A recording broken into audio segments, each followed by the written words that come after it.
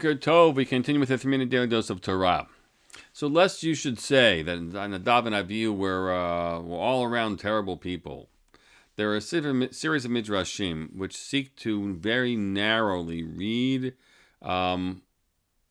their behavior and seeks to primarily preserve their reputation. Here we have the following teaching in Tanchuma. In 4 places, Barba Makomot, Mazkir mitatan shel bnei Aaron. In 4 places, the Torah reviews and talks about the death of the children of Aaron. V'izkir et Tzorchanan, and it makes sure to tell you exactly what their crime was.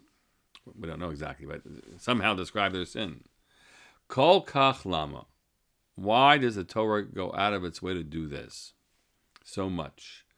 Lahodiacha, in order to inform you, Shelo matzah biyadan ella oto avon bilvad. The only thing you could ever pin on them as being inappropriate was that sin itself. That's a really important statement from the Midrash, because we will build a case, and as Mefarshim will do, about something really wrong with them. And the Midrash wants to contend, look, something happened that day, yes. And that sin was an grievous sin, maybe, or the unfortunate sin, as we already described yesterday in the Rashbam, simply by they shouldn't have been where they were, and they got in the way and suffered a tragic end, right? But you shouldn't think that Nadav and Avihu were trouble from the get-go, and Aaron has wild kids, and people who couldn't care less about the rules, and don't think that. Do not think that. This one sin is their sin. The Torah goes out of its way to tell you this numerous times to let you know that otherwise they really have great merit. They have great merit. It's a similar teaching from the next Midrash, but yet, nonetheless, having said that, hold on a second. Let me find the right spot. Give me one moment.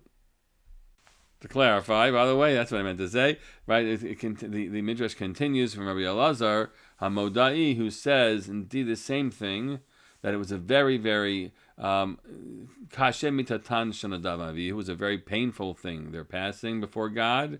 God was greatly grieved by their passing. And that's what's shown by the fact that God repeats their sins over and over again.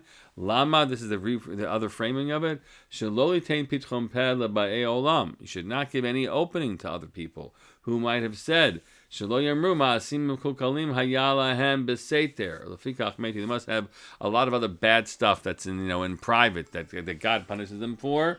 And so we're being told, and again in this way, that they are otherwise tzaddikim, save for this. Tomorrow we'll take the other approach forward, but I wanted to start with that important teaching of the Midrash, so we can at least have one perspective that set up for the contrast that we'll see tomorrow. Wishing you all a great day.